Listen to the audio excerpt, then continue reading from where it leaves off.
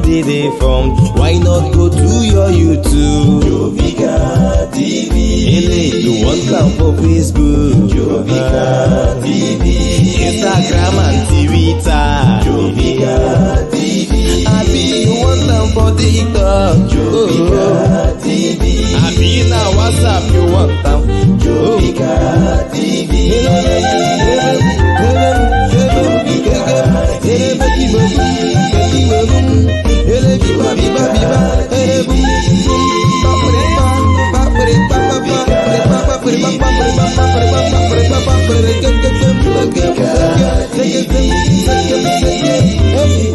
Jovika TV,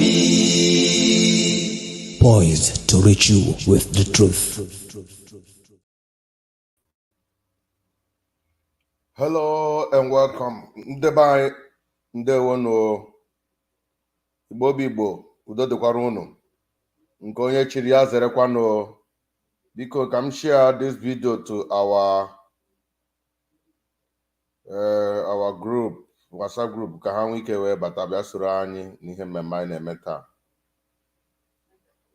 Okay. Ngwa batawazienu. Ebe a ka ọ na-akpọtụ.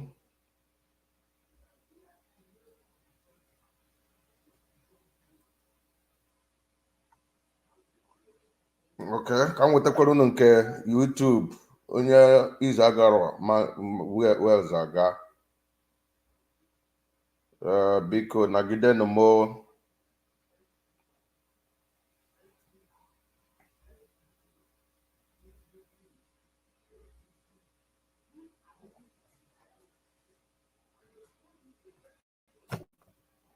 Okay, biko just nagidem.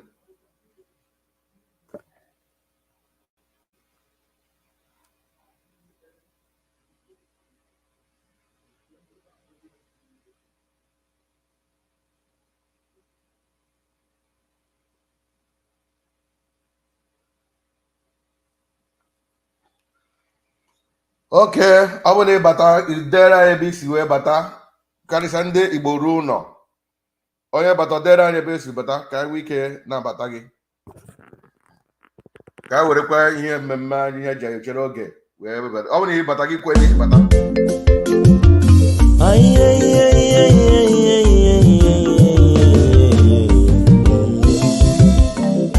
If you no get information, you are already there from. Why not go to your YouTube? Jovika TV.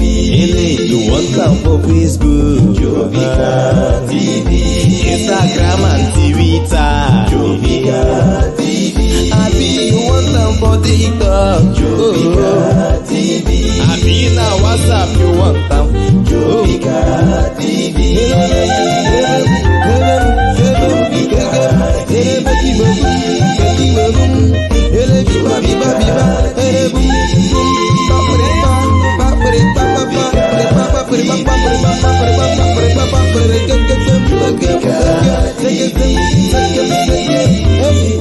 Jovika TV, poised to reach you with the truth. Ndeba ndewo na-ekele mụ nke onye chiri ya zerekwa ndụ mmiri ndụ azụ.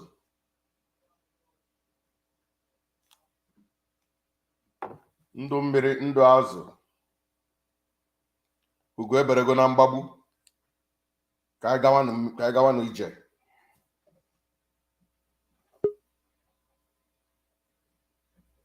Ngwa batawanụ ka anyị gawanụ.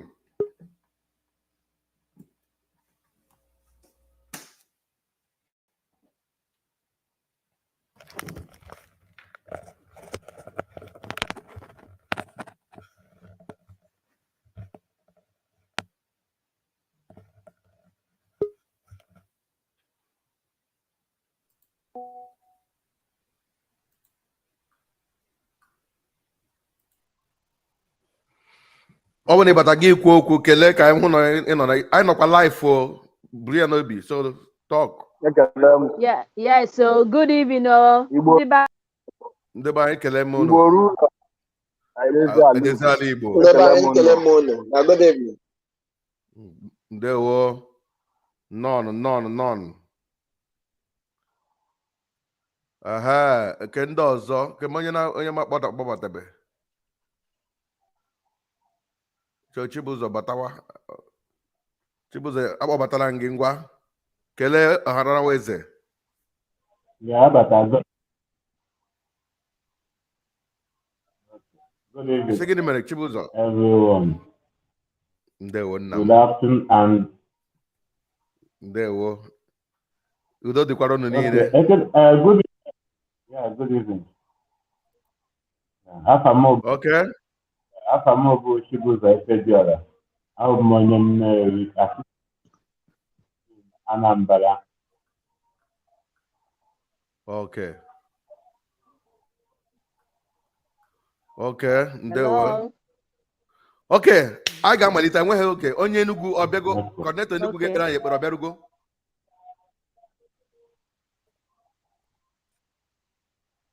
Coordinator Enugu. Before it's okay. Okay, ele ọkwagwa nwe ekpere mmepe. Ana m ebe a. Aha m bụ Osai Ebube. Yes sir. Ọ bụ n'aha Jizọs. Amen. Ọ bụ n'aha Jizọs. Amen. Chineke, anyị kelee gị n'oge dị ugbu a. Anyị na-ayọ gị Jehova. Ọgbakọ anyị nwere ebe a.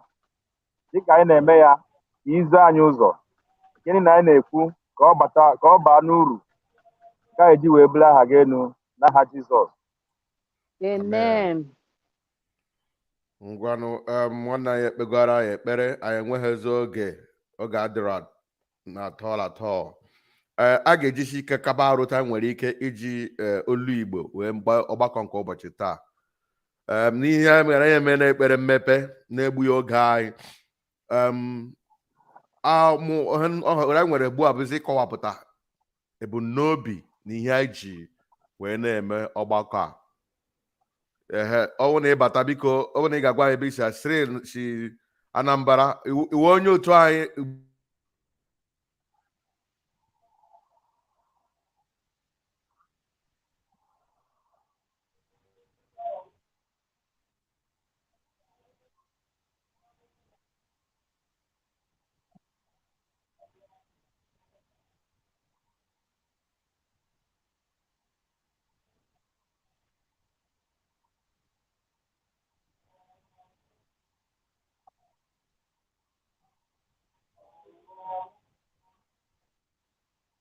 Ever contemplate the possibility, speak, political correctness here, but I choose to be honest with you. And for me to be honest with you, I have to go back a little bit. Let's start with the situation that we're facing in this country. If you believe that those that are in power in Nigeria today would ever contemplate of giving power in 2023 or thereafter, then you still haven't fully understood the challenge and the problem that we have in this country today. You need to understand that the mindset of some of these people, not all, some, but those that Buhari represents, that is his own clique within the Fulani ruling class, not all Fulanis, but his own clique, who are in power today. Their mindset is that the most dangerous people in this country and the people that they must suppress more than any other are the people of the Southeast.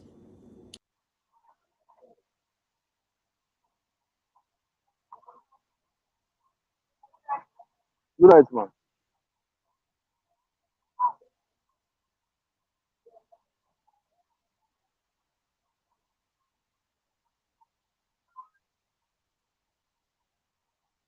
The mic, I'm not hearing anything. Network. We can't hear anything anymore. The network is bad. Where you high now? Bro, honestly, I can't hear anything. Bro John, We can't hear you.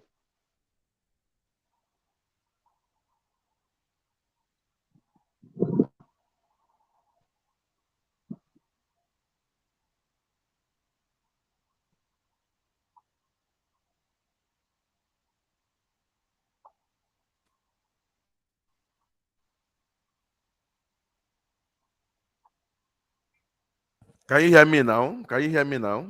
I can't hear. My battery is down right now. Yes. A battery down. You didn't charge Yeah, it I all can this hear you while. now. On your battery down, you didn't charge it all this while. We are having serious challenge. I said it. Actually, but this YouTube, more especially data, I connect my iPod and everything, and don't have much light here. There is no light. About meeting, no. About meeting. Okay. Oh, so man, me have many here now, and you know the impact this thing. When you my about the studio.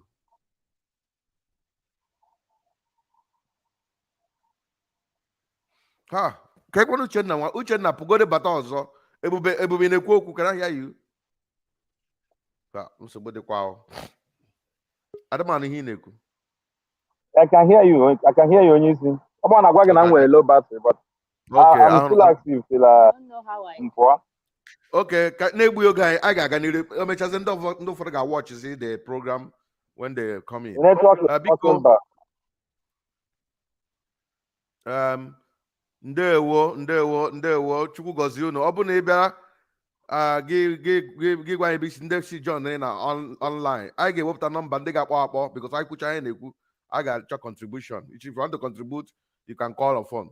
So n'ikwu eziokwu, anyị kele Chineke onye mere ka anyị niile wee gbakọta n'ụbọchị taa. Kele nwanne anyị ekpere anyị ekpere. Enwere anụgo m ọtụtụ akụkọ ndị mmadụ na-ekwu na WhatsApp. Ụfọdụ si Igbo a na-asị lọtawa wee bank udo dị na nsogbu dị na ya. Biko mute onwe gị ọwụ na ekwu okwu ka hapụ na-ekwu eme ntafe when I'm talking, biko eweliwe. Ụfọdụ si ụkọchukwu ebe nwaanyị na-alọta ọ bụ ebe udo dị na ụgbọ aghara dịkwa ya. Ụfọdụ asịkwana gị na ugbo na-alọta ụlọ enweghị seaport, enweghị ụmụnye ndị amenities ndị ụgbọelu ebe a na-ada. Different excuses anyị na-enye mere o ji bụrụ na ebumnobi anyị ama na-emezu. Ekwugo m ọtụtụ mgbe ịhụrụ ihe Femi Fani-Kayode kwupụrụ ugbu a, obodo a bụ Naijiria, o doro anya na ndị achọghị anyị n'obodo a achọkwana hapụ anyị ka anyị gawa. N'ihi gịnị? Ihe anyị na-emere ha, anyị na-agbagharị na-aga eburomoturu ha obodo ha. They are enjoying that so much. Onye Igbo na enwere recently now mgbe Peter Obi mere ihe o mere Peter Obi, mgbe Wike mere ihe o mere Peter Obi, ya were ala compensate nnụmụ Igbo chọrọ ala ebe ha ga-eme build market. Ihe ọha mere na ga develop were ebe ahụ. In future enwere ka chụpụkwa ha ewere ya. So in na-akọwawo, they are enjoying our developmental stride, our strength in development. Ha na-eme enjoy very, very well. Ha na-eme enjoy what we bring to the table. But ha achọghọ ka anyị nọrọ at the helm of affair of this country.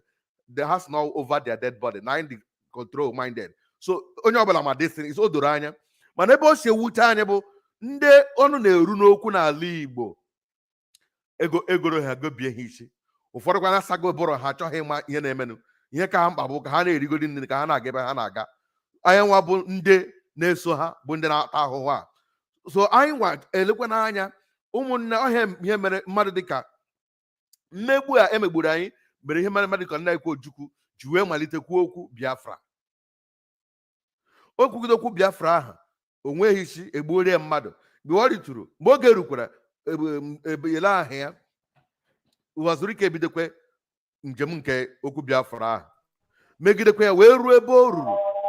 O ekwụsịkwa otu esi wee kwụsị rukwe mgbe Nnamdị Kanụ ebidokwe nke ya. Ụnụ hụrụ otu esi wee nwude ya jikpaa ya na agba m n'otu ọnọdụ ya ọwụ onye Igbo. Now enwe ndị na-asị m na-akụ ihe na-edo ha anya, ihe na-amaghị ihe mmadụ, because Nigeria by right anyị ekwesịghị so tụọ election atụrụ under normal circumstances. Mana ị na-atụ the election, a ga-emekwa election. when they do the election, because more putara, I don't make election because I'm a high channel, but I pour no Buddha, all him more believe, I need Kai pour. But I him you support election about number one, only Igbo involved.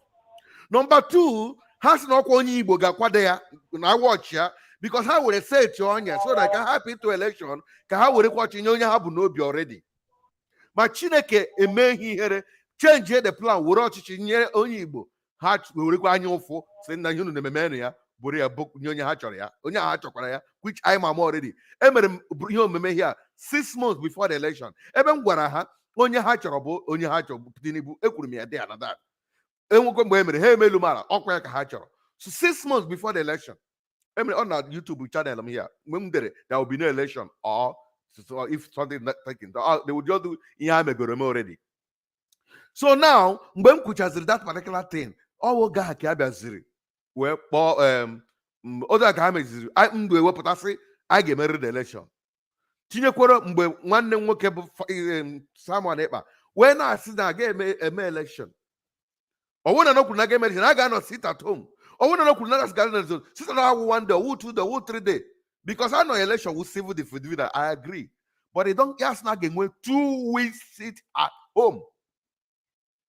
Obodo Buhari tutu ndị mmadụ gwa aka ajụ fia ahụhụ echielu ụmụ mmadụ nọ n'ala then ha na-apụta na ihe naira problem ha na struggle gị bịa burukwe sit at home buru n'ihe ha wom 2 weeks mba mpụta tiwe mkpu so ga work emegidere m ihe omume na ya dịka ha sị na m na-agba ya ụkwụ ana m agba ya ụkwụ I'm fighting for my people because they will suffer ya emegide weta to 1 week sit at home. So if you want to do civil disobedience, a day to that day or 2 days, but only that day an election. Get in at home. I'm not in name, but it get yourself on them matter. Maybe because people are saying I home evidence. But the auto shop I get nezoku na yogo go wike tandi ba. So ma pota tiem so I get married the election. Ekelem Chineke otu ndị Igbo chipụta n'igwe. Ọ bụ na ndị Igbo sef, ndị hụrụ na ike agwụla ihe na-eme Nigeria. Ha pụta tụọrọ Peter Obi ewin mana onye ewin ugbu a na ha sịkwa ya gawa court ọ na-achịgasị court ugbu a asa ha ga-eme arrest ka atụọ ya mkpọrọ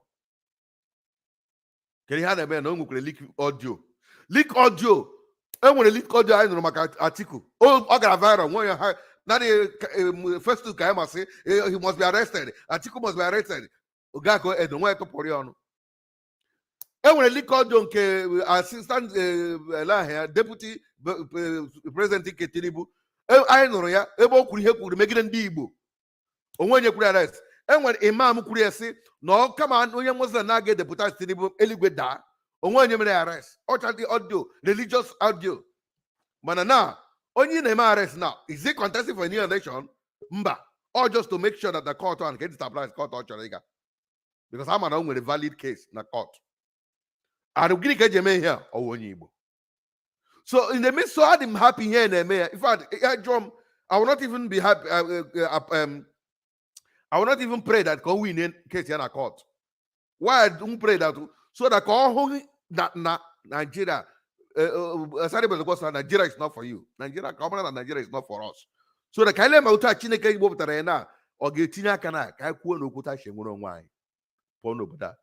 Ma tutu nka ha na-eme ndị Igbo akwụkwọ nsọ na-agụsị ebe akụ onye dị ka obi ya mere gịnị dị obi akụ ndị Igbo gbakasịcha n'obodo niile obi ha ga-anọkwa ebe ahụ so ị na-ekwu elekwu ala ka alọtalawa n'ụlọ ga-ekwe so ahịa ji wepụta ka wepụta Igbo ruteke n'ụlọ ọnwụ na akụ gị onye ọbụla kwesịrị inwe spare tire moto ọbụla na-enwe spare tire is at risk danger ndị Igbo niile iwurite ụlọ anyị na-ga-ebido by ị na-enwe spare tire ị nwere shop abụọ close one bufete one n'ala Igbo.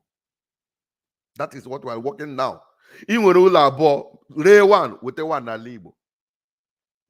Onye nwere one enwe ụkwụ ihe iwu bịa zụọ ala bịa onye nwekwana nwere one bịa weta another one alternative n'ala Igbo.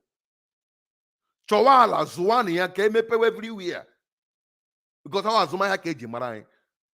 Akwa ha sai lara ha ka anyị gwuregara ha anya ha ga-agba moto sọfa ihe anyị na-asọfa na Lagos bịa buru ngwa ahịa anyị na wọf aba m ha ga-asị akwa anyị ga-abịa na wọf ebiri ka anyị buruwe ebe ọ nwere dewere wọf ka anyị burugode for now mana ọnwụ na Chineke mebere ọnwụ na ihe anyị na-ekwu na nwa isi ndị mmadụ enweta obiọma mana na anyị kwesịrị inwe alternative ọsọ chụwa gị gbara gị ji nke ụlọ wee jide onwe gị onye ọla meghị mbres nabata ya ma dị abụrụ nne m na ụmụnne m ọlụlụ anyị eruwego nso ihe ọ ga-emezi bụ oge ga-eru mgbe a ga-eru anyị ekwubio ihe ndị ọzọ ya na-eso na-agaghị ekwu ya so ihe mbụ m chọrọ ka anyị tọgbara anyị niile ka anyị bụrụ n'obi na ihe mere anyị ji na-ekwu okwu ka anyị nwee ike wee lọtawa udo dịrị unu. Igbo ruo ụlọ edozi ala Igbo. Igbo ruo ụlọ edozi ala Igbo. Igbo ruo ụlọ edozi ala Igbo. Nke a bụ okwu mmepe ihe anyị nwere ugbu a na-abịa niile ihe nzukọ anyị bụ nzukọ ihe ịzọ anyị nwere na anyị kwesịrị itinye aja ihe omume dịrị anyị bụ na ozi si na steeti niile dị iche iche anyị kwesịrị inweta ozi from Abia anyị na-efoli alphabetical order Abia, Anambra, Ebonyi, Enugu, and Imo State last. So I'm mba ha nọ here mana mam network na battery asụkwa megoro ha. So ọ bụ na ị nọ ha ya ọ bụ na ndị ha anọ ya biko a ga-esendere gị a ga-eji were phone nọmba m kpọọ ka ị contribute na-ege ntị from your Facebook then onye abịa onye dị nso were phone nọmba m kpọọ ka ị contribute your own contribution ji anye your report ọ bụ na since you cannot come ka ahụ ihe ugo anya and ijikwa nyekwa update ndị na-ege anyị ntị ndị ga-awọchi ihe a anyị amalitela ọgbakọ site na WhatsApp group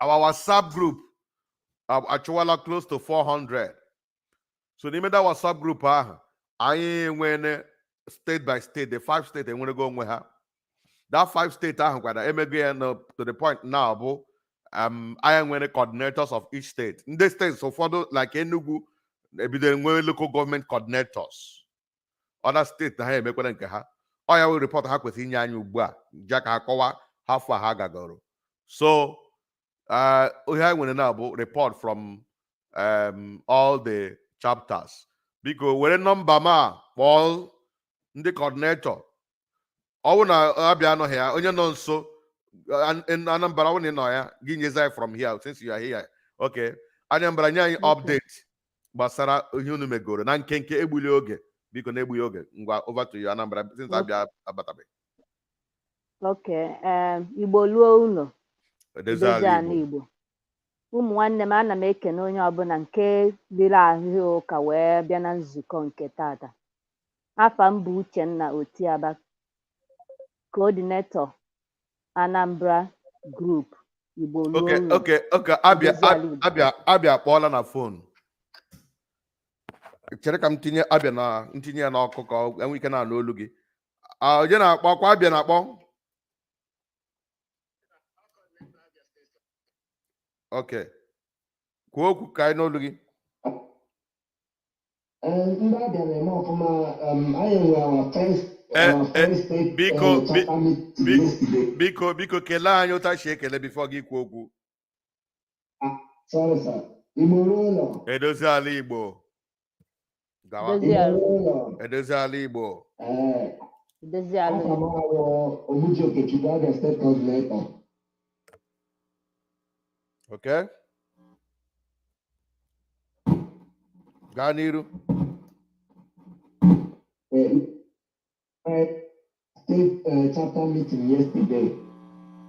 So because first time I hold the meeting, the turnout was low, but a little contribution because of coordinators. I actually created coordinators in all local government, all 17 local governments in my other state.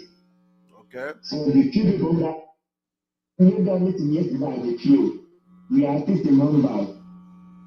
So from that 50 members, at least I know one coordinator from Omaya, not local government. Okay. Person of that.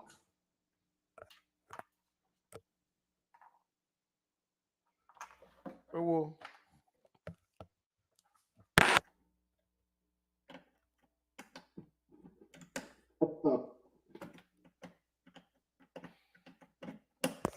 Kwuo okwu biko ọ dị ka ihe a na-enye nsogbu. Hello? Okay. Okay, kwuo. I have about evangelism, like door-to-door evangelism, local government by local government and branch by branch. Okay. So I Pumakaya. So I start giving evangelism like each local government. Okay. So the next meeting I hold, I invited our coordinators in all local government complete. I am going to give me the evangelism. Okay. Thank you very much. That's direct to the point. We appreciate you. God bless you. Okay. Thank you. Onye abi email ya dịrị gị na mma. Ngwa onye Anambra, over to you. Igbo Ruo Ulo, Edozie ala Igbo. Biko ụmụ nwanne m daalụzie n'otu onye ọbụla si wee lụọ ahịa ụka wee bịa mitin anụnwa wee bịa nzukọ anyị nwere tata. Nke mbụ, ndị Anambra nọ na mitin, anyị mere mitin mana unfortunately na netwọk anyị dị so bad, mana ndị mmadụ wetagasịrị, anyị mere mitin ka anyị kọwaa onwe anyị, kọwaa ebumnobi anyị, mana anyị emegha ọfụma, mana the only thing anyị nwetara bụ na anyị nwetara ofu onye ọkaikpe n'otu anyị ya, o wee na-agbazili anyị ụfọdụ ụzọ. Biko onye ọkaikpe ọ bụla ọ na ya mee ka anyị fụ gị, biko anyị chọrọ ịkpọtụrụ gị now, biko ọ dị anyị mkpa. Onye ọkaikpe anyị ọnụ ya ka onye na-ekwu nne.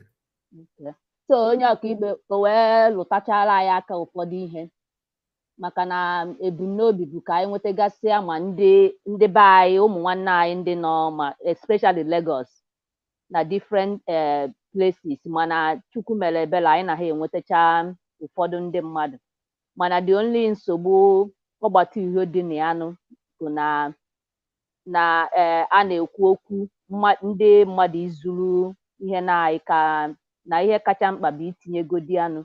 So after all said and done, ọ bụrụ na anyị akaghalị meeting ka anyị wee mmalụ ka anyị esi wee gaba njem, mana today anyị mechazie meeting na anyị ajụghị ajụjụ gbasara otu anyị esi wee nweta that registration wee malụ na ọ ga-abụ nke a bụ general. Ngwa daalụzi. Nke a discussion. Ihe anyị nọta na nzukọ nyanwa bụ the conclusion for now. So before anyị wee malitekwa njem wee nwee ike ịgbanyecha. Thank you. Jide ebe a. Ebonyi ọnọ ya kpọọ na ihe ekwentị ka ị gwa anyị otu unu si wee mee nke unu, biko egbughị oge. Onye Ebonyi ọnọ ya, onye Ebonyi ọnọ ya, ọ bụrụ na ọ nọghị Enugu, biko kpọọ n'ekwentị ka ị gwa anyị ebe netwọk ekwe unu bata na studio.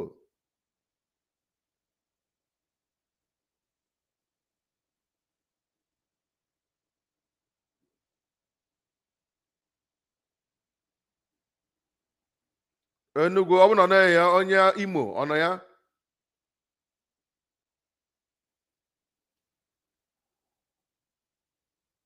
Onwe ya nọ ya, we have to move on with the meeting. Okay. Angel. Hey, number.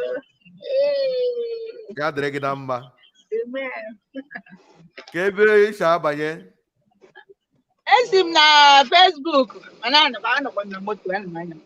nsogbu adịrị. M na-ekwu ka aha gị na ebe isi na-ajụ ịtọ ama na ịbanye egwu, bata m na-ajụ ka onye ebe ka ị bụ n'ala Igbo.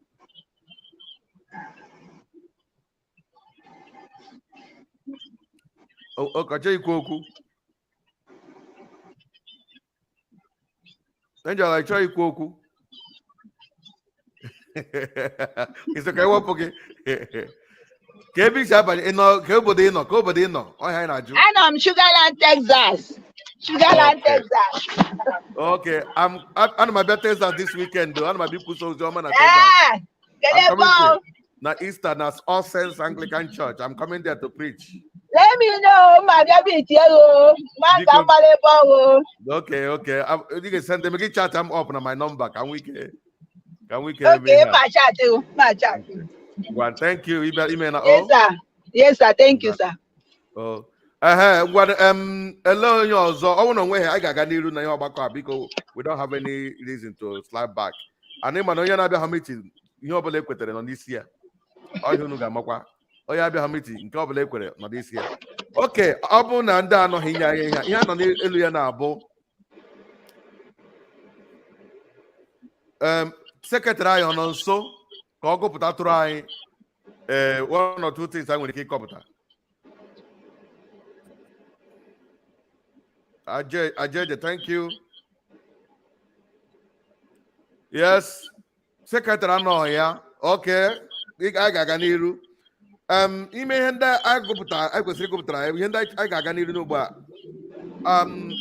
Anyị kwesịrị enwere ihe onyonyo m na-ele abalị ole gara aga gbasara onye a na-akpọ Nonso Nkwa wụ a broadcaster n'Imo steeti ama ọfụma. Ọ bụ a kind of ole ihe a na-akpọ ha ka ha na-akpọ ndị activists, all an activist. So Nonso Nkwa na-agụpụta na enwere ndị task force gọvanọ wepụtara na-aga achụ ndị ọkada. Enwere onye ọkada ha nwudere na Wednesday n'ahịa 30,000. Onye nwudere anaghị 30,000, onye nwudere n'ahịa 30,000. Enwude onye na Wednesday, onye aga bie ego 30,000 wee setụlụ ha. Friday ha bịakwa nwude ya ọzọ. Deyoma na-ebewe akwa si biko ọma woni nwudere na ego nke ahụ nwudere agbatabeghị m ya ka m nwike kwụghachi ndị nnatara ego. Biko na ọma woni nwudere gosicha ha ebido ha sị mba na a ga-enwude ọzọ. Ya sọ dị impossible. Ọ gịnị ka m mere unu? Ya na ha dụwa baịkị ka a na-adọzi baịkị ahụ ewere mma gwuo ya n'olu gwuwachaa ya afọ gwugide ya efe ntie ka ọ nọ na fetu mmadụ apụtata ọgịnị onye ha jụrụ ọgịnị ha ewerekwa mma gwuo onye ahụ. As I talk to you na ozu mmadụ abụọ ndị a dọsago n'Imo steeti now from governor's office onye SA to Ọtawa Ike whatever a na-akpọ ya. So ya na-akọwa that na ha nwa bụ ndị grupu ha fọmụrụ ọsọ Save the Poor group na ha edepụrụla Commissioner of Police akwụkwọ ozu mmadụ abụọ ahụ ka a chụọ onye SA ahụ immediately chịkwana take then ọ bụrụ na ha nyere 48 hours ọ bụrụ na achọ ha idepụrụ ndị International Court akwụkwọ so that ka ha bịa saa ha ihe mere eji wee gbuo ụmụ okorobịa abụọ ndị Igbo. Ofu onye Igbo na-enye ka ọzọ amaghị bụ onye ọ dịka onye Imo steeti. So gịnị ka anyị na-ekwu ihe a? Ụdị ihe dị otu a bụ ihe anyị na-awa ọkụ for. We need to register this organization because organization ha dị well registered. I think register now they will write Commissioner of Police. Oh no, we head they aqua to international body. This is what we're looking for. And so I need the ego to do this kind of thing. Writing letter to international body, writing letter to all the proper like what onye Igbo, onye ezeji, onye ndu ndị Igbo dịka asa ha chọọ ndị eze. Onye ndu ahụ eji eji na okwuru okwu na aga-akpata ESN ha nwere enwuchie anọ na ga-edewe for 30 good 1 month or gịnị a ga-lock it up. Mana somebody dị ka Oluoma nyere si na ya ga-emechi ndị Igbo ike ya ga-egbu ndị Igbo na a ga-achọ ụfọdụ a ga-atụba ndị Igbo enwere onye eze Lagos si a ga-atụba ndị Igbo na mmiri. Onwe onye jụrụ kpọdịrị oku jụọ ya ajụjụ. Oluoma akpọrọ akpọ ya sị na egwuregwu ka ya na-egwu mana egwu ahụ egwu ya eme ya on that day election ahụ onwe onye mere ele ọkọ ya onye ogbe kwuo mebisi ekwuo ihe o kwuru anwụrụ ya kamgbe ahụ n'ihi gịnị ọwụ onye Igbo. Ụdị ihe dị otu a this body will rise right to appropriate quarters. If they don't do anything, we take the matter up to our international body. This is what our vision. So these are the things we need to do. I question now. Here, question now. Call after this meeting. I question press conference. May invite all the national news a boya, radio station a boya. Always go any DJ mayor. I question can I send like only coordinator imo now. Then executive. I ain't hego. Haga ni imo. Gakuera ya basara yozoma. Onye ka Anambra ha nye ego ha ga na ABS or Anambra Broadcasting Service whatever. Gagbasara yozoma. Television, radio na-ekwu ya. Ndị nke abịa aga na nke ha kwọ ha ego ha ga na BCA. Onye nke Enugu aga nke ha. This is our vision. We need to get money to give them ha ga stand there for us. Mere evangelism. 30 minutes radio. We need money to do all these things.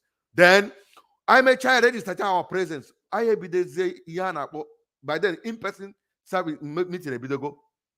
I have been here you be the chotawazie otageshi Bolatawan di bulo. Can you share mayor? All we can meet you and down Nerunoku. Ota in the Weregono. Cosmos Electrica. Go the time to relocate your factory back to Alibo.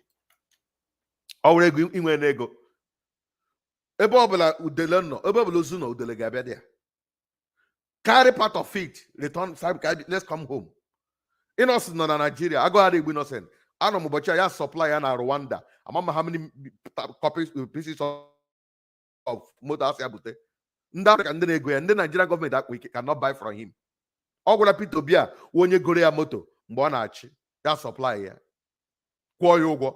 Ndị Nigerian governor ha zụọ ya ha they will not pay him eji ya n'ụgwọ. But Peter bought and paid all in his own time. Ndị Rwanda other African countries ndị na-akpọ ya butere anyị moto. Nigerian government nwere ebe a na-arụ moto mana ha na-asị ndị Japan supply ndị China supply ra moto ka ego ha na-aga. Kama na ha meziri na ha gwara onye nke ha ka o bido rụwara ha moto tọrọ ka ha chi ga na-ewere nke onye Igbo na-arụ achọghị ya ka ndị Igbo hapụ ịwụ m ihe ọbụla. Ihe ndị a bụ ihe ndị anyị na-ekwu okwu ya. Otu m nọ na Amerịka hia ịnọ na Amerịka cheke onweghị moto eni gọọmenti prasara na-awụ moto a na-arụ na Amerịka ha na-eyuzu moto asad eme ya. Ị nwere ike ịhụ Toyota awụ moto ndị polisi. Ị ga-ahụ moto na-awụghị Ford, GMC, Chevy moto ọ bụla ịhụrụ ha na-eyuzu moto ndị kọmpanị awụ n'obodo a police o ambulance o fire service o kpọọ ya military. They must be manufactured by American company to promote the manufacturer, to promote what belongs to them. Ka ego ha na-circulate. Us individual na motor share outside America. Ọ na Nigeria ka aga onye agaghị achọ ihe from there. Even the oil that they produce from Nigeria, ha ga-ebuzo bugakwa ya ka ọ wụọ foreign ebu achatakwa ya your own land. Nigeria cannot build refinery. Not but an individual can build a refinery. How can you go to a bid? Nandi bo bebe wera la hane naracha hala zrucha hala the same ala ka onye Hausa were now budangote he bunye ala ya oro hene na oro there. They have not told him to go. Nka ka ndị Igbo rụ ka na ba ba n'ihe obodo akpọrọ asị ndị Igbo akpụ na asị gị ị ga-akpọ onwe gị asị. That's why I see somewhere. We came from somewhere. I na-eme na one Nigeria ka eme one Nigeria ebe ọ bụla gara gị bụrụ gị mee ebe obibi gị. Nigeria after ha mere ha use chagi develop that place. They will send you back to your home. Let me tell you, I'm going to reveal this secret now, or I'm going to make a video for it. Let me tell us something. Nda nwere serious plan. Ekwuru me na one of my first video m kwuru otu a shegbu ndị Igbo ilu na every day. They planned it. I'm the tip off. Now ha ga-emeki ndị Igbo ike. A ga-ebido gbawa ekwuru m ya na that video. A ga-ebido gbawa ahịa ọkụ. Mee nji wee kpọọ ha ogu si how child vigilante na-etinye. Ọ ya ka eze gị mere mistake na-akpọ gị na-ekwu okwu ESN. Ọnwụ na ị mara he don't mention ESN publicly. Oh, but Aslan na how terrorists. You don't mention them. Even if you want to use them, don't mention them publicly. Use your wisdom. But they made that mistake. Immediately more that thing. They heard we posted an channel. Say, can I get his number? Can I come a video to save his life? After 3 days, when your number, when I second name on your feeling, I don't know what I'm saying. He was arrested. Ask them with the number and can't so you become maybe those Simba. Kuare he I'm away hug because some of them will come. You also I know you could now census game. Only Bobla Barankita going here and a census na Lagos. Or up or in the Bane Webu, Yana Mendibu, or the Amma. I repeat, only Bobla Queca going in a Lagos state. Na census and a chime, Mana Yana Mendibu, the Amma, and in Obla Digimagi Rugaka. And I'm up on Madonna, no, but we're saying the truth. Census and I mean, get this brokers. Census and I Lagos. Onye Igbo ekwele ka agụ ọgọ gbara ọsọ lọtawa n'ụlọ dịka organization ọ na-enwe ego ekwesị inyere ha aka kpọlọta ha ndị na-enwe ego don't let them to count you as onye Lagos because ha jighị boost their number ha were allocation na-eri mana ọrụ mgbe ha ga-enye gị dala they will not give it to you ha wa ga-eke within themselves mana ọgụ a boost ha ji wee nweta ya a na-akpọ Lagos they must the biggest state in the world the universe but not ndị Igbo boost that number. Abuja the same thing. By now, even if Abuja didn't do anything, only Bob like I go and on Abuja. No, come home. Camera number when an law. Election they go to Nindibo everywhere. Nande Hukuri Bonana Buribu. The man when you're on your Buddhas, I'm not also Kochuku. In Makanamam, not Utakishi Bondi bus. We men queer yet to know I know queer by no. Now here election a mepaganya, Yamana or on the bash no but that. Now you can go. That won't you, but now the rush not too high. He never believed it. like some of us we man ekwu aga Biafra mo igima ihe ndị Biafra ji na-ekwu okwu ya na-ewe iwe ihe mere m ji aga m ekwu okwu Biafra wo ị na-ekwu okwu Biafra bụkwa a na-use ha against us due to mistake anyị nwa ndị Igbo mekwere in those days. I made a mistake against them. Onye hụ eziokwu I'm not like inside the truth. The truth of the matter bụ mgbe all basically kwuru one Nigeria, they continue to one Nigeria because I'm with the regional government that time. Dịka bịa ka chịkọta ya ọnụ ka a na-emekwa ego ire si ebịakwa chịkọtakwa ya n'ụsụzọ one Nigeria ka a ga-eji chịa. Azigboro agwa ya si mba ka anyị hapụ ya regional. They protested, did everything. Ndị Ojukwu enye aka gaga fight Azigboro. Hey, marry her in 12 days. Brothers Ziboro law koya, not one Nigeria. So that was why mgbe emechaziri emegbu ndị Igbo. Go on, Ojukwu akpọ go on, sile ha na-emede oji ọ na-achọghị ịma. But then when release go Ziboro, Ziboro were iwe ya ndị Igbo mere, Ojukwu mere fight John ya ndị ugwu, anyị na-akpọ ha sabotu a, but anyị mejọrọ ha. Onye hụ eziokwu ya kwuo. I mejọrọ ha join so ndị a na iwe ihe ahụ emere ha na ogbugbe egburu Aziboro na ihe niile ka na-ewe ha till tomorrow. Ọ ihe mere mgbe a lụchaziri agha ha sai buru ụlọ anyị niile na nchefu ka emere ya. They don't need it. Ụlọ ndị Igbo niile ha so abandon the property. Were $20 nye ndị Igbo. Ndị Igbo mere that mistake. The first cube eji na-egbu ndị Igbo na all ndị British mastermind they're behind. One day officers in there. Ọbụkwa nọ ndị ndị Igbo kama onye Igbo ndị nọ n'isi ndị so majority wụ ndị Delta, majority wụ ndị Yoruba nọcha n'ime that part ndị middle belt nọcha na that queue wee mere but ndị na-akpọ ha tomorrow wụ ndị Igbo na-eme ndị Igbo accused till tomorrow. But they don't know who masterminded that undertone. Onye bịara n'okpuru tinye ọkụ ahụ ndị Igbo buru ya n'isi ọgụda ha kpọpụ anyị ha ga-adọta ọgụ eche ndị Igbo ya na-egbu ndị Igbo. Onye na-ele data cause problem now. Achụwa ya agwa na ọkwa lekwana nwanne unu ka a na-egbu ndị Igbo bịa lụọrọ ya ọgụ. Ma onye Igbo cause problem ịchụ onye dede asị ka anobi Igbo abin Bendel abin Niger Delta abin Asaba ya gọ zọpụ onwe and ha hapụ ya. So that's why ọbahụrụ ikwu fight wa wute onye gị na ya na-anọghị n'otu. Ọhịa m ji wepụ ọnụ sị ndị Biafra ha mewe nke agụrị let us through ka anyị 5 Igbo steeti ka anyị jikọta aka ọnụ mmadụ ta ga-esi wepụ onwe anyị n'obodo a. Enough is enough. So so based on all this my here, I need the ego. And I maybe an executive I no target with ego and by free will donation. Or by now. I could see in on your keep it. And when that got higher, how can I help for cases I need a got here? We need them. I could see him with on your keep, I could see what him a website. I could say with them email registration of this group. I could see about its press conference. I get there when there's an in and don't I get a back account. So Hinda was emails. I need Rego. I said I'm a Chineke. I need to 191 on a meeting herself. Chineke goes in one Bobia on Yabia State. Assistant coordinator, yes. On you guys, there's €100.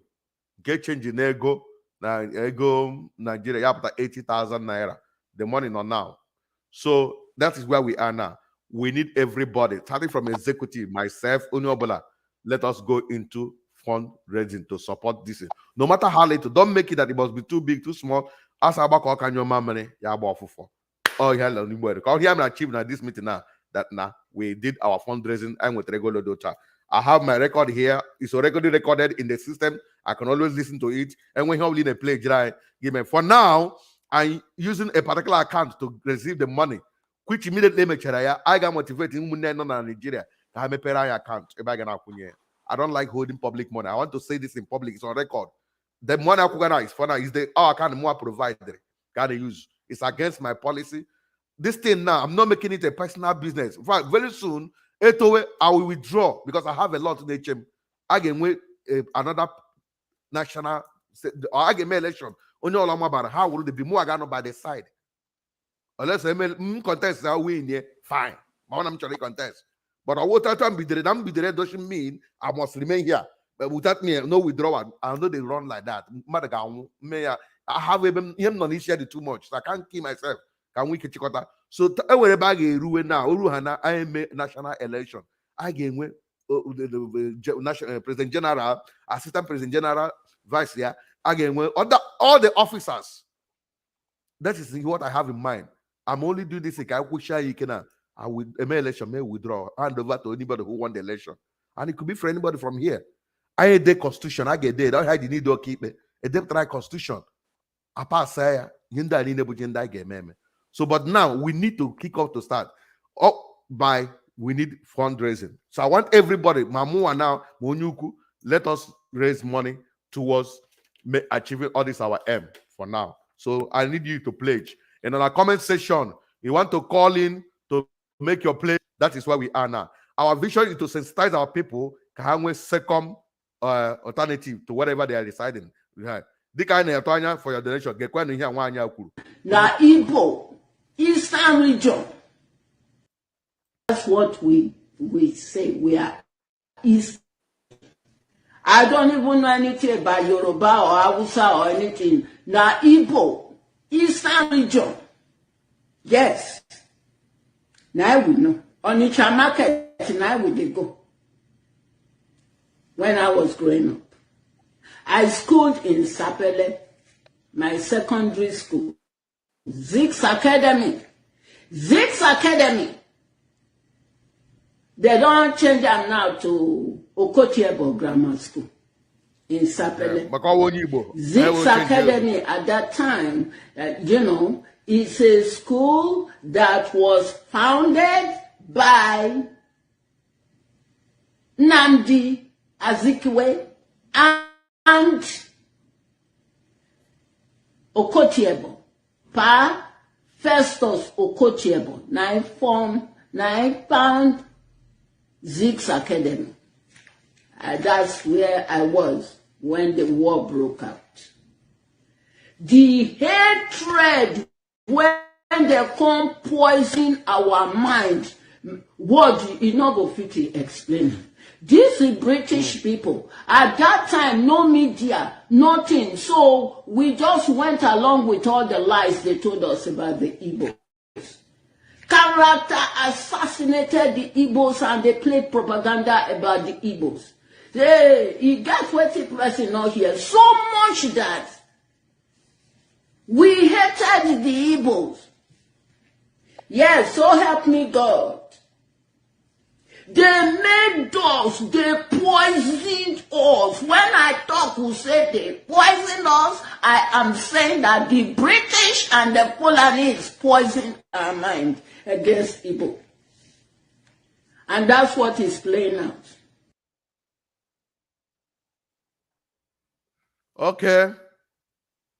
So mama no na ba kwa na ekwu ti ya bụ ihe ha gwara ha. So ebe anyị no gba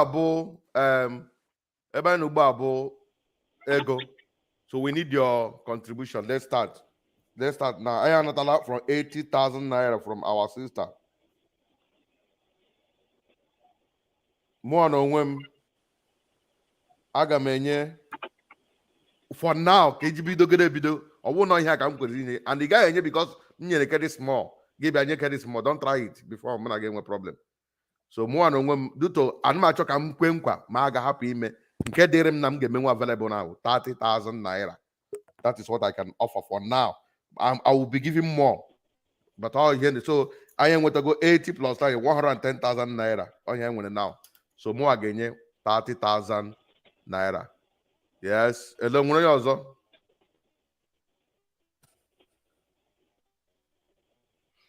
Before my one day, on a phone, memorize donation. Then on a screen with me. Any contribution from you? 50,000 naira. 50,000 naira.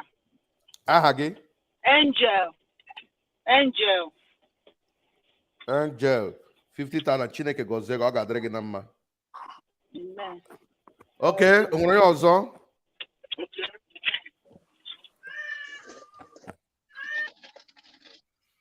Yes.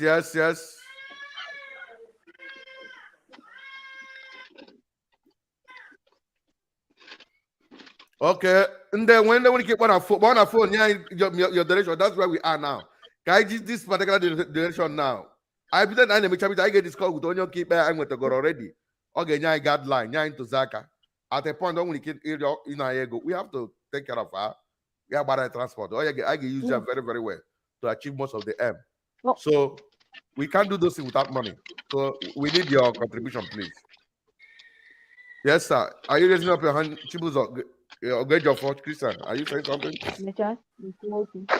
Go ahead, go ahead, my dear. Yeah, onwe suggestion nchọrọ inye brojo ọ bụrụ na some people emegodo donation ebe a chọrọ nke itinye na-enwere ike na-enwekwa anonymous donation and another thing nchọrọ ime ka ị mara bụ ọ bụgodo na ya erejite nwa obere ego wee nwee ike iregister this our group.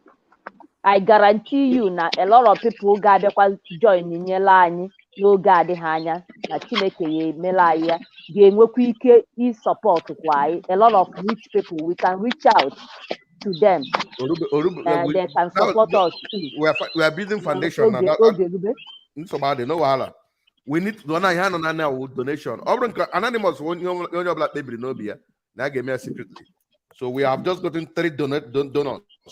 Yes, and then I watch from comment section. The hour has come.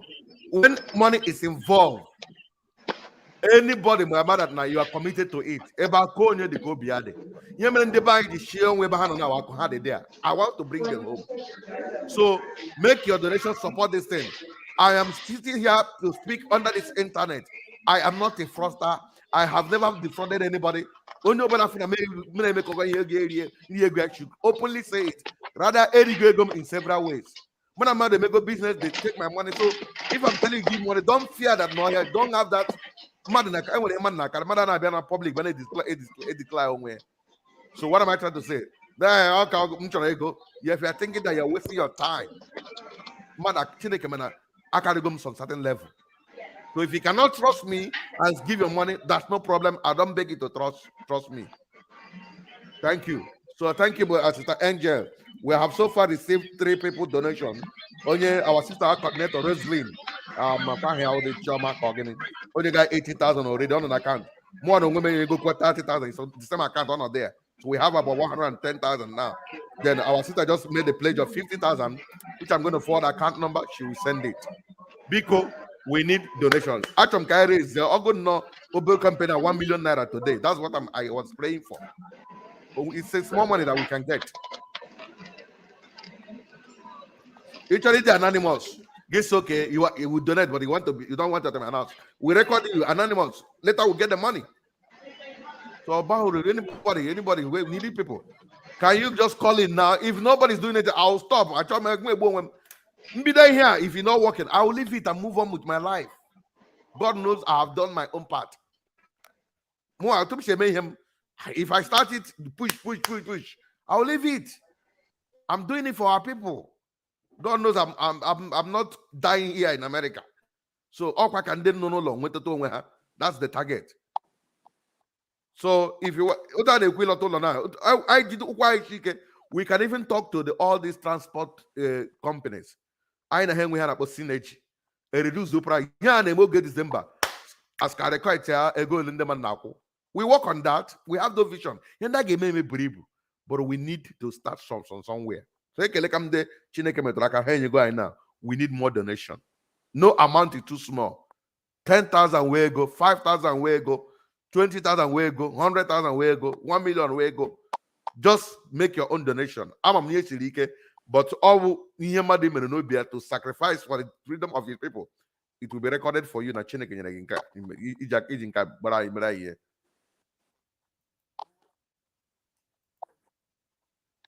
Yes, anybody? Any other person? If there's none, I think we have to conclude. We can't stay on one thing. Yes, any other person? Okay, some people are making their donation through WhatsApp. Lady here. Prince Ella Hagibiko, the name Goma Hagibum there. On the WhatsApp. Can I see your name? Our hand on our WhatsApp. Tell me your name, sir, so that I can record it.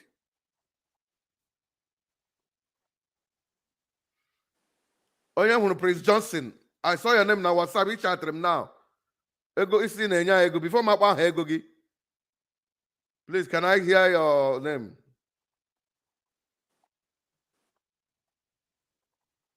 Okay, thank you. Our brother Prince Johnson from Ebony State.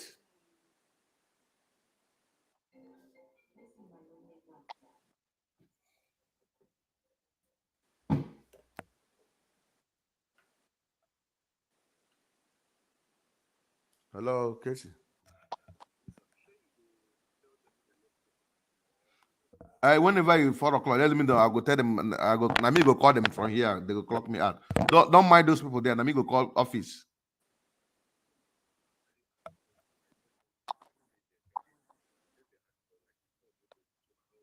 Don't just come back. Yeah, just come back. I'll take care of it. Thank you. So our brother Prince. Okay, I will send it to you. Our brother Prince Johnson. Oh, yeah, 10,000 naira. Chineke gozegi my brother. I got dragging number. I got dragging number. He obliged na chiga chota. But no biggie. You know, if you cannot make donation toward this kind of thing, I don't know. I don't know whom you're expecting to do it. So you have to die. We are here. We are here. Dream now. I don't have money now, but I have to do this to show you that to lead by example. That's what I'm doing. But more money going to be to give to this group. When I can avoid our own napondors, I'm not giving. That's why they made this little one. Now, by the time I start my donation, we know that. Let me get the account number. Also forward the account number immediately. And a quick one name.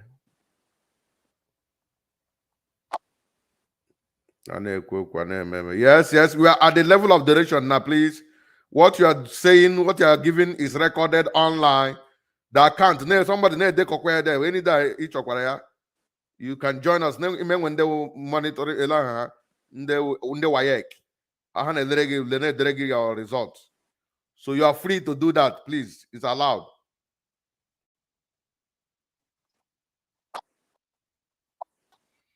The thing is recorded online, live and direct, so nobody is hiding anything.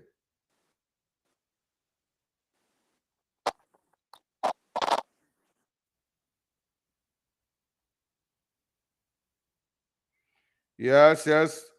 I want to when I got check out our because one time. Prince, I just send that account number na the page there now. You can go ahead. Okay, let you na go. Because I desire to give, but I don't have to give. I'm just an old grandma. I'm not doing anything. Chineke ga-agọzi mama. Chukwu gọziere m gị. Naanị na idere ya otu asef soro anyị na ihe omume a. Chineke ga-arọpụtara gị ihe na-achị ga-achọta mama. You need to see FDR. Mụ gị ga-ekwu later. Hey, yeah, God bless you, mama. I love that. This is that mind there he when itself is enough.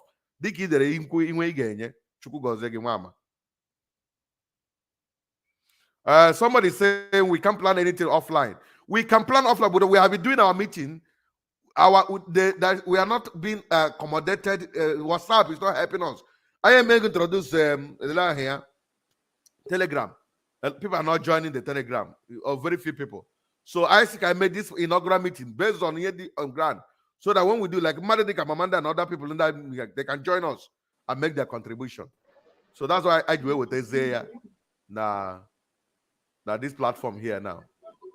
If there's no other person, please, can we call it? Somebody can move motion, we go. Yes, I move the motion. But you move. Angel. Okay. And when any seconder, wait, before the seconder, let me check if anybody is sending something from the WhatsApp session. So today, let me give us what the breakdown before I now welcome the motion and call for seconder. We go. Today meeting, I am going to I debtara. I raise because I start ego. We can't go for many people didn't show up. I don't know what's the reason or network or whatever. I can like when they didn't know here. Uchen Tiaba, Ogojo for Christian, now Sister Angel on dying hand on a studio here. Made this meeting out today. So Nime donation. I recognize before 80,000 naira. Our sister Abia State Assistant Coordinator nyere anyị. And then President General Bold Moa nyere 30,000. Angel nyere anyị 50,000. Prince Johnson nyere anyị 10,000. Otu aka ji eme n'ụbọchị taa. So ndị record, please record it.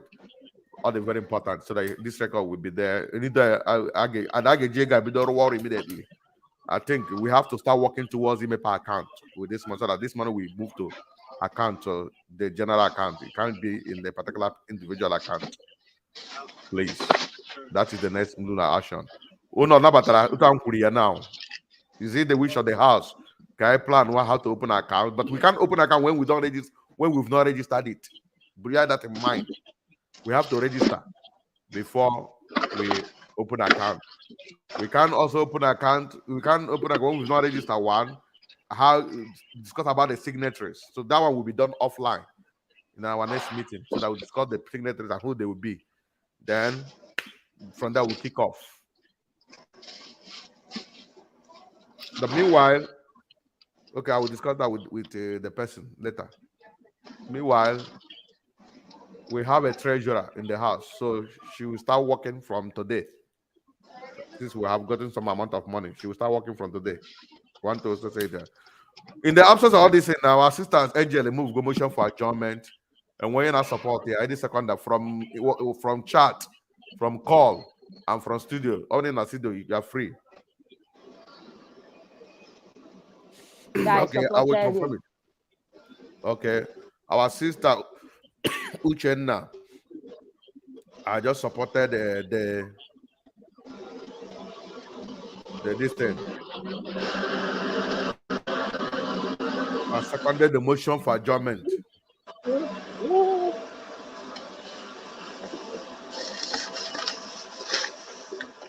My brother, just send me the receipt now here. Send the receipt here, please.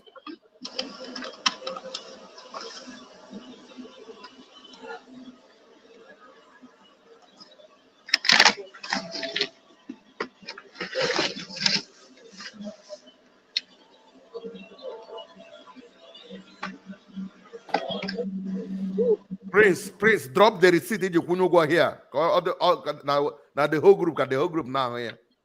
So from Ebony State, I get from state by state now. Ebony State, and when Azala present with one person, Abia Buzoza, more when I'm coming from Imo east side. So all go about 3 of us. NJ, state is she? Anambra, Anambra. Anje, the Anambra Azala present. So Ebony, Abia, Imo, more represent Imo. All as them that got present. And everybody know we have not had anything from any Enugu person. So kind of like that. So now you guys only Enugu because he better make you now. Akwaya? Onoya? For me, it says this is a success. So as far as I'm concerned, it's a very big thing. Only a bunny story. Only a bunny. Mera better make you. Onoya? Oh yeah, but also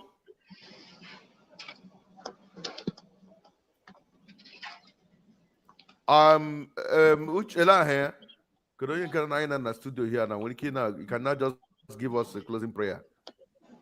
Okay. You wanna come there? And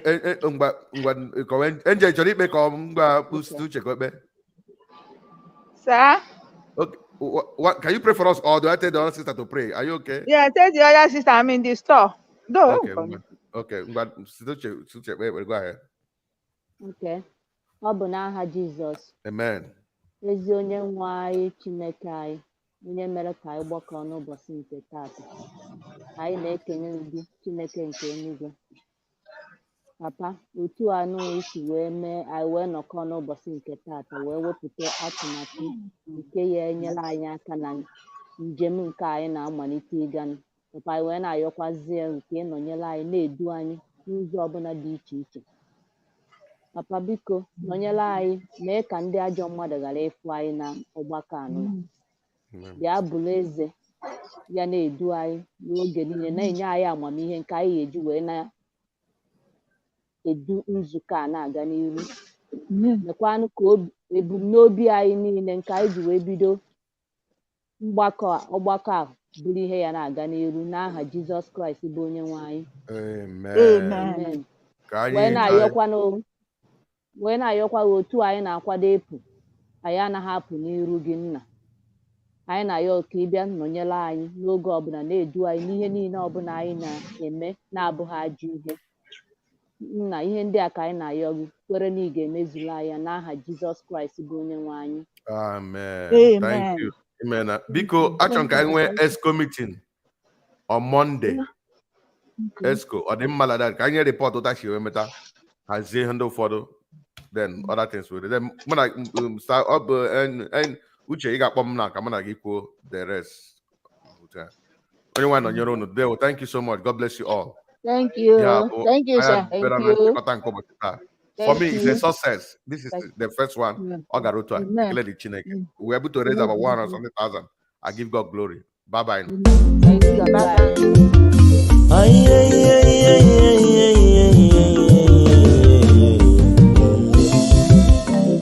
If you no get information, you are already deformed. Why not go to